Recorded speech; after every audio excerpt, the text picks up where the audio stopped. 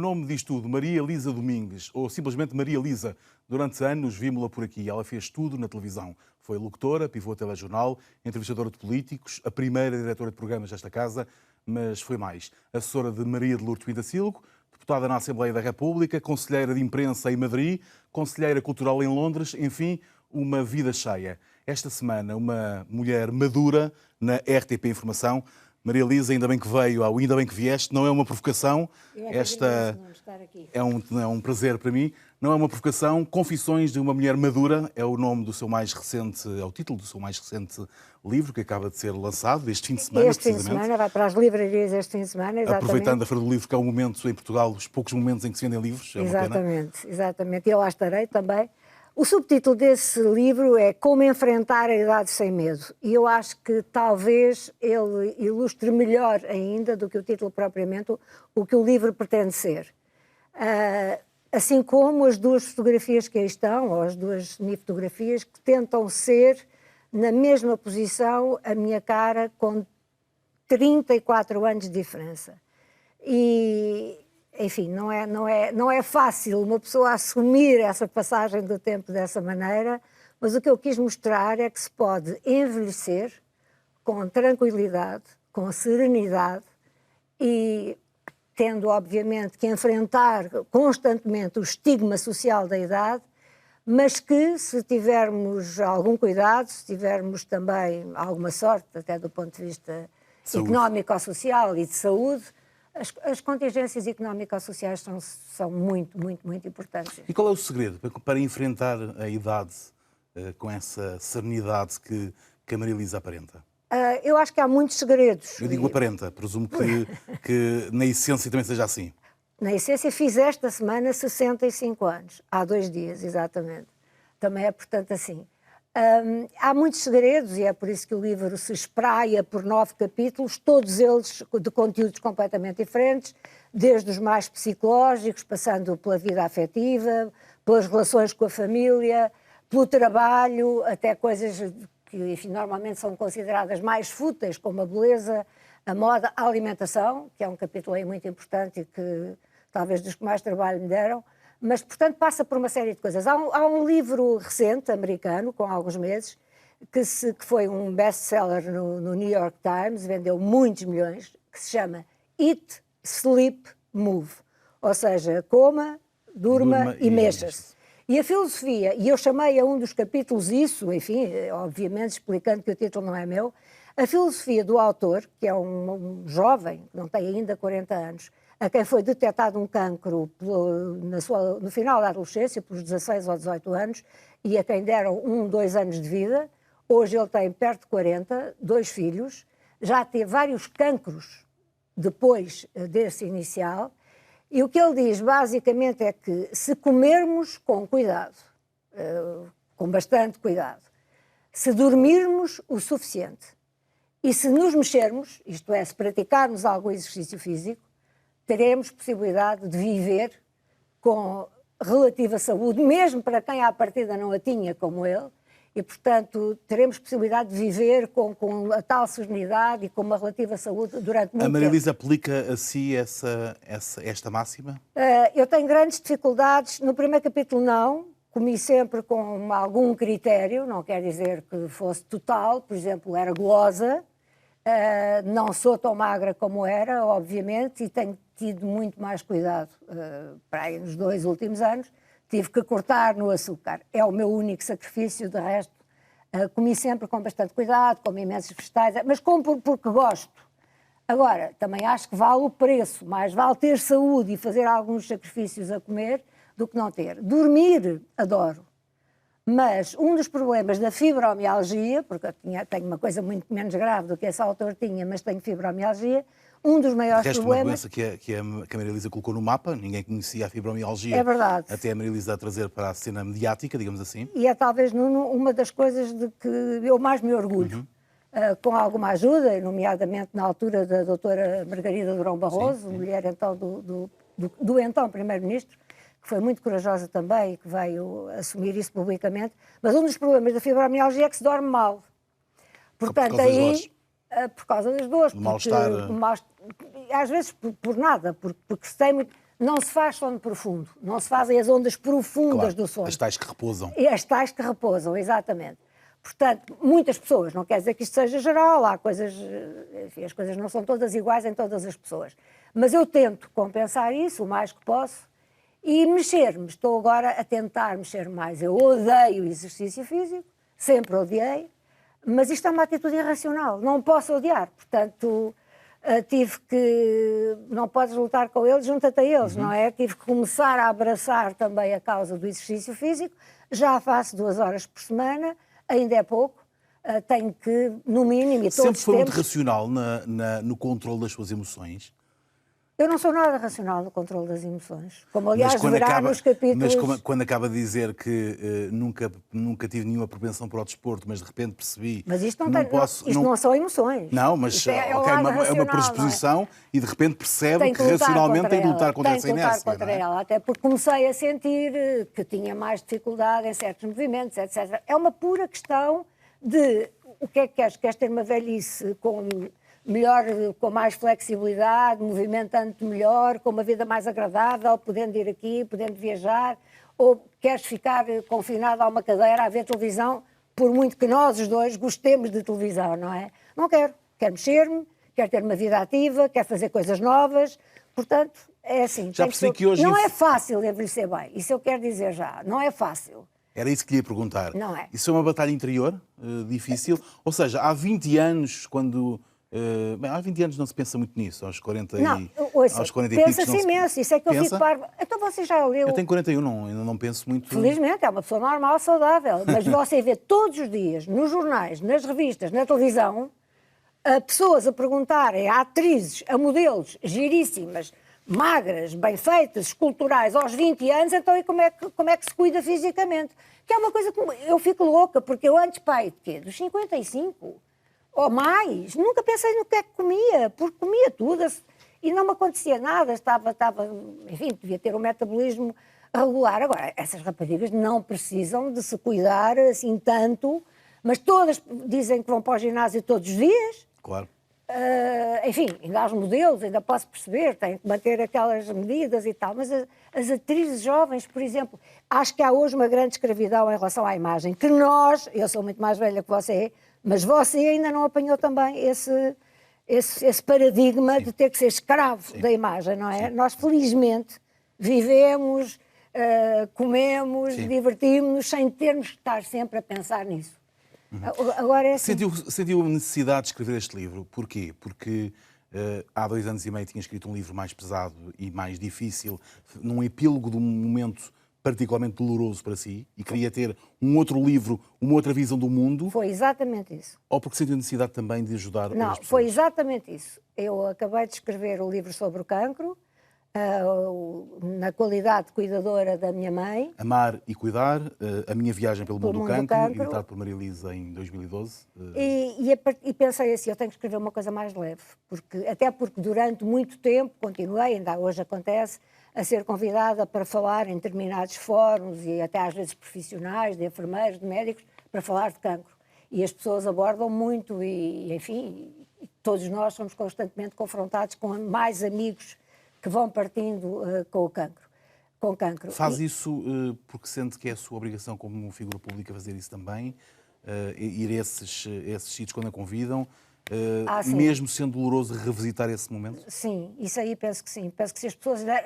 Nem é por ser figura pública, se as pessoas deram atenção àquele livro, se as pessoas acham que o livro tem o mérito de até muito nos meios profissionais me convidarem, é porque pensam que o meu testemunho pode ter algum interesse e, portanto, se me for fisicamente possível, no sentido de estar em Portugal e da data ser possível, eu faço sempre tento sempre aceitar esses convites. E, de facto, tive essa ideia a seguir, que foi, eu tenho que escrever uma coisa mais leve. Confesso que não pensei que o livro me desse tanto trabalho como deu. Porque, como isso é um livro de jornalista e como o que eu gosto é de estudar, quer dizer, eu não sei quantos livros sobre alimentação tenho em casa neste momento, mas tenho seguramente muitas, dezenas. Portanto, a certa altura já não podia ver coisas de alimentação à minha frente e quanto é que é preciso de vitamina isto e quanto é que é preciso do minério tal e pode-se comer, não, mas afinal naquele sítio diz exatamente o contrário, agora a sacarina já é boa, o outro já deixou de ser. tudo tem muita investigação. Portanto, não foi assim tão Está leve em do ponto constante de vista de mutação, ainda por trabalho. cima. Constantemente. Estamos hoje permanentemente a ser inundados de teorias que contradizem aquelas que durante anos e Agora anos... os ovos é que são bons, Exatamente. temos que comer ovos ao pequeno almoço, a todas as refeições, já não interessa nada para o colesterol. Está sempre... O café faz bem imensas coisas, como você sabe, até pode prevenir o Alzheimer. Bom, mas às mulheres, por exemplo, que têm afrontamentos, o café faz mal. Isso é um estudo muito recente. Portanto, tive que me ir sempre atualizando e acabou por dar muito mais trabalho do que eu pensava. Mas, como sempre, foi muito gratificante. Aprendi muitas coisas novas, é isso que eu gosto de fazer. É aprender coisas novas e conheci pessoas formidáveis que fui entrevistar.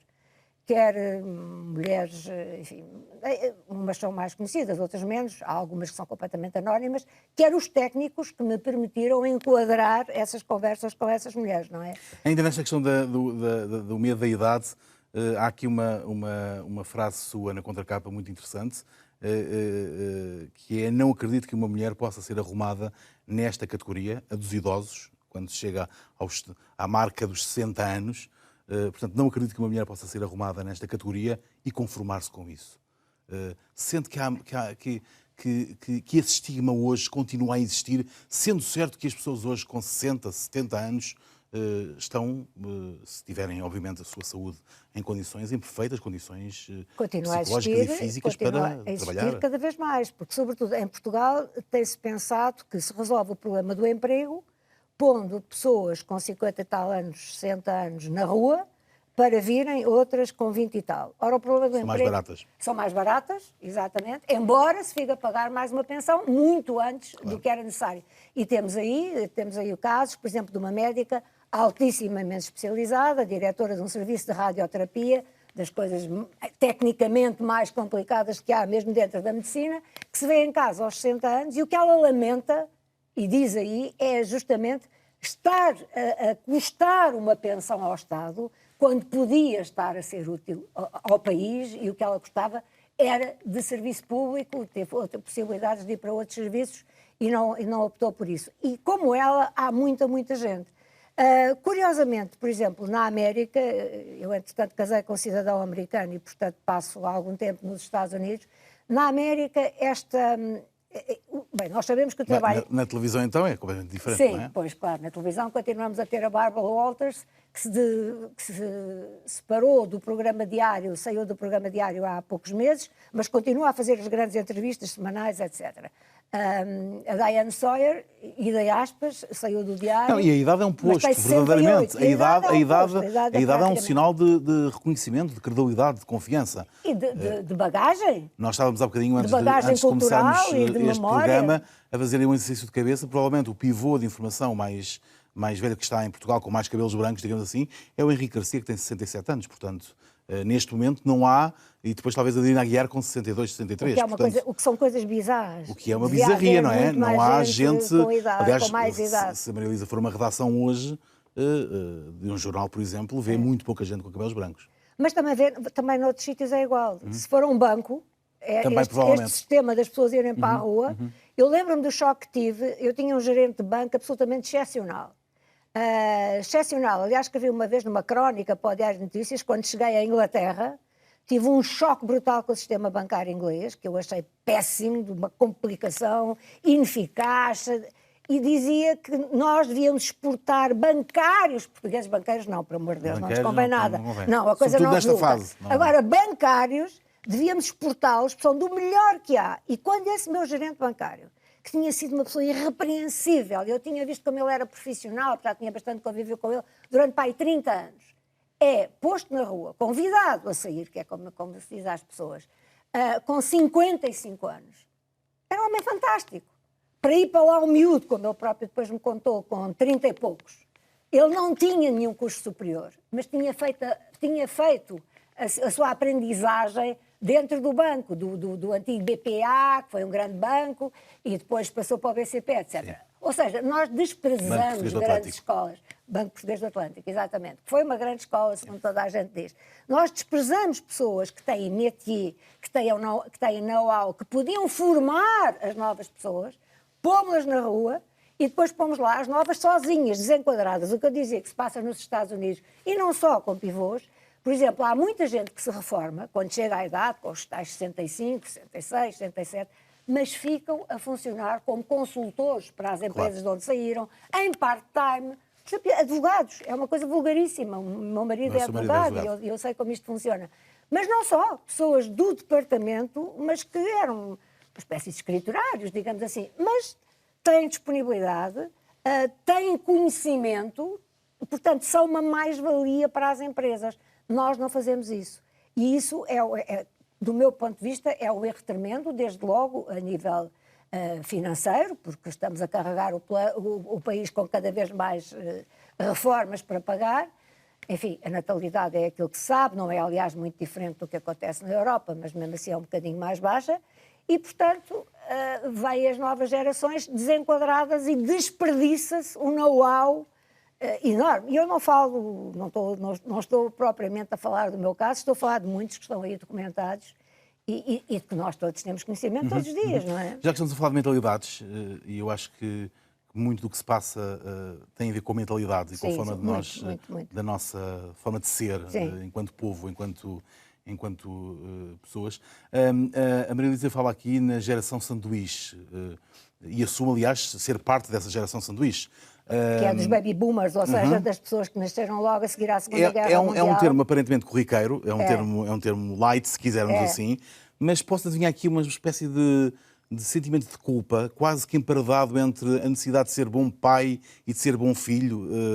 Não, a geração sanduíche hoje em dia não tem... O pertencer à geração sanduíche não tem nada de light, como aliás... Não, o termo é que tinha, o termo. Sim, o termo sim.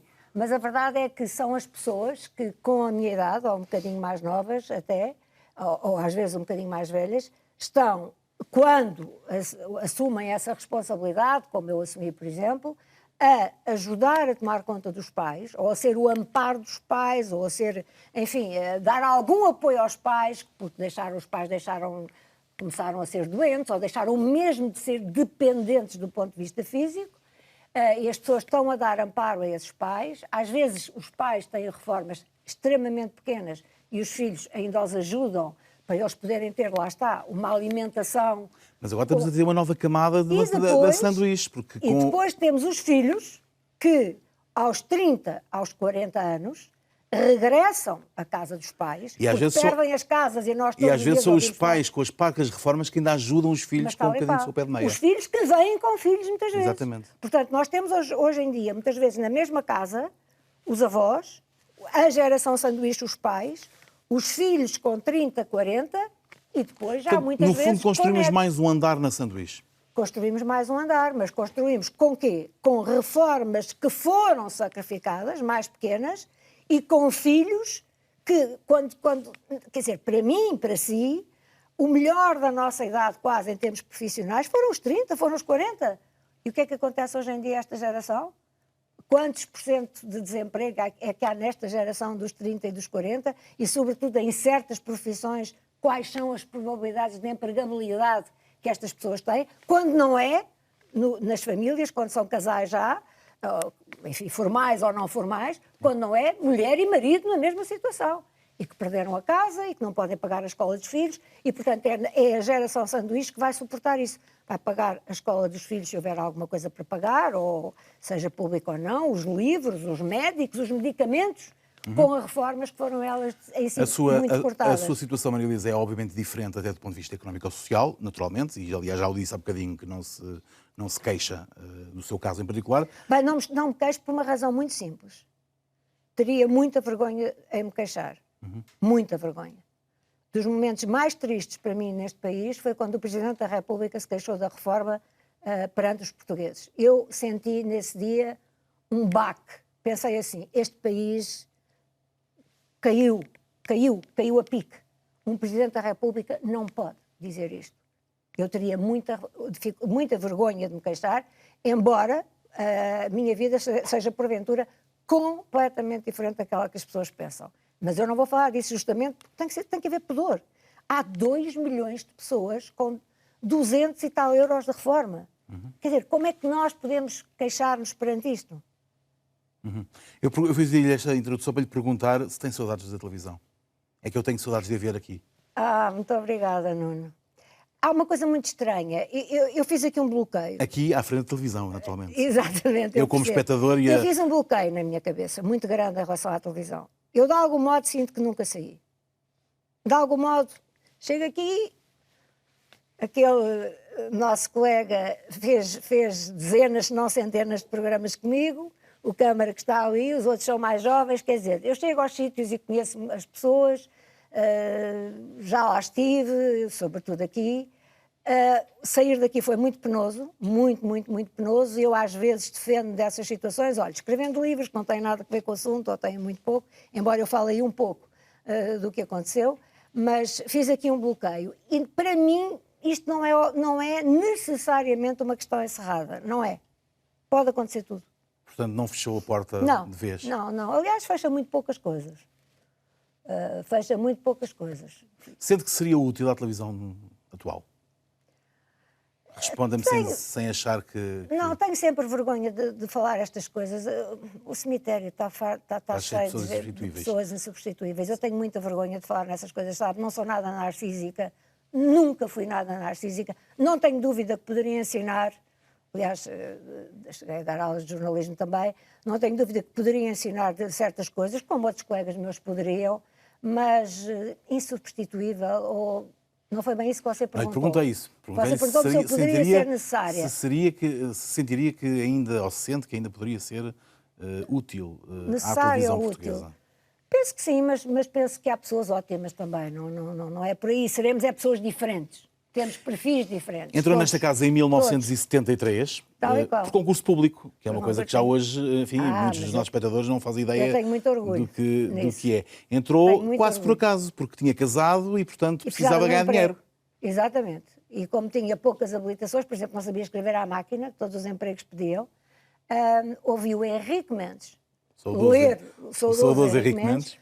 no telejornal um anúncio a pedir candidatos a locutores. E concorri assim. Não disse a ninguém em casa? Não disse a ninguém em casa. Até porque sei que quando... Já era casada, mas quando acabou, assim, quando fui aprovada, foi um drama em minha casa. Com os meus pais. O seu pai, sobretudo, disse-lhe... O meu pai disse-me coisas horríveis. Algumas ele tinha razão. Há muita coisa para dizer sobre esta casa. Muita. Não vamos ter tempo, seguramente, não. E não estou a fugir com... Não, mas eu não lhe ia dizer também. Pois, mas nem temos... Tenho muito mais livros Tem muitos livros para escrever, tem, aliás, muitos anos de vida e com competência para escrever livros. Antes entra para o concurso público, foi estudar jornalismo para a França, para uma das mais reputadas escolas de jornalismo em França, mas não era jornalista, queria ser nova. De resto, chegou a entrar em medicina e fez o curso de teatro no conservatório. Exatamente. Estava num labirinto ali? Estive, sinceramente estive. E ainda hoje eu adoro teatro, adoro representação, adoro atores. Vejo telenovelas, algumas só para ver os atores. Vejo, quer dizer, há alguns atores brasileiros e alguns portugueses, hoje em dia, felizmente também. Melhorámos muito nesse aspecto. Melhorámos imenso. A produção dramática melhorou, mas 500%. É uma coisa que me dá muita alegria.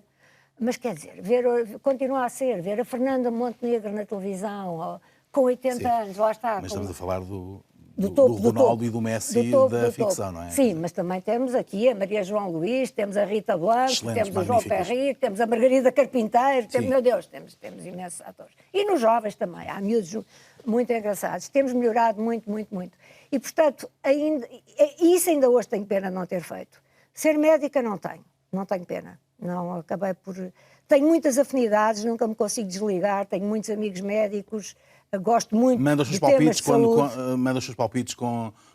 Lê a bula automaticamente? Não leio bula nenhuma. Pronto. Nenhuma. A automedicação também não é consigo? Não, só vou aos médicos em quem tenho confiança absoluta. E fico louca quando ouço alguém dizer que foi às páginas amarelas à procura de um médico. Fico completamente louca, sabe? É como ir para uma linha de aviação do low cost, dos piores que há, e não saber qual é que foi, quantos desastres já tiveram, quem é que faz a manutenção. É pior, ainda é pior que isso. A probabilidade de disparate é pior. Tenho muito cuidado a escolher os médicos, não leio uma bula e faço rigorosamente o que eles me dizem.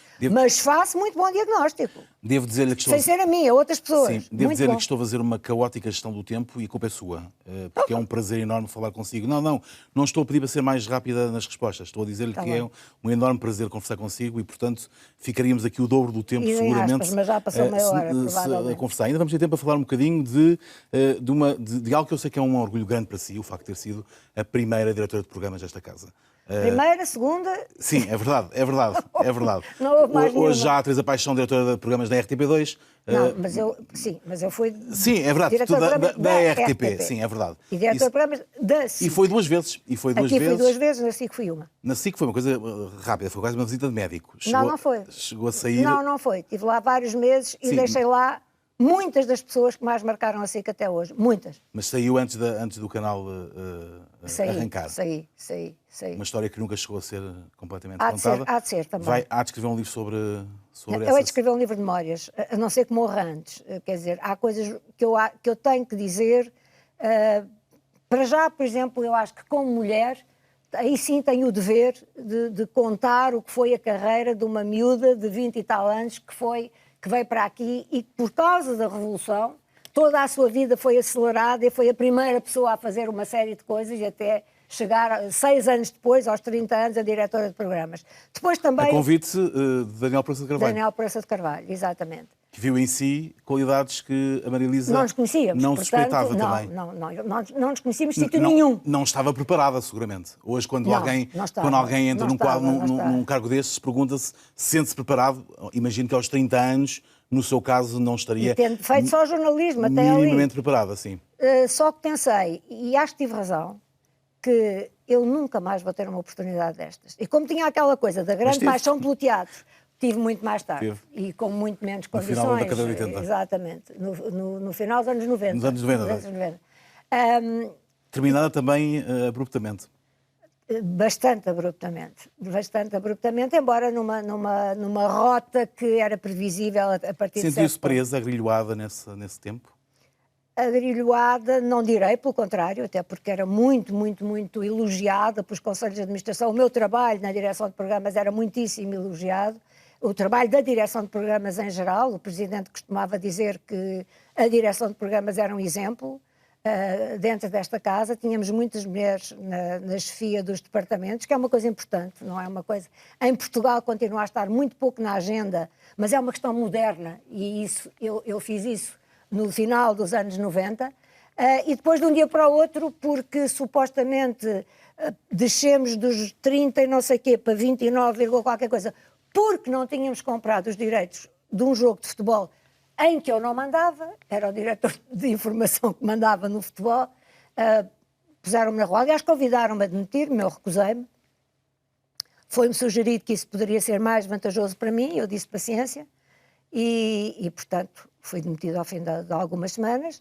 Depois, havia uma farsa na altura que era, a pessoa depois tinha que se defender, enfim, expor as suas razões para, digamos, contraditar aquele despedimento, aquele afastamento. Eu demorei várias semanas a fazer uma coisa, enfim, como eu tento sempre fazer as coisas, fundamentada, com documentos anexos, com não sei o quê.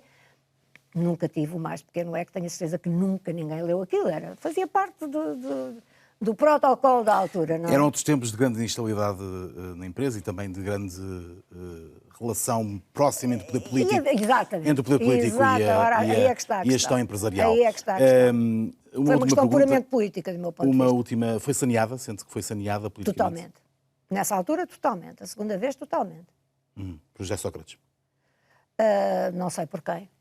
Pelo presidente, que estava cá na altura, obviamente.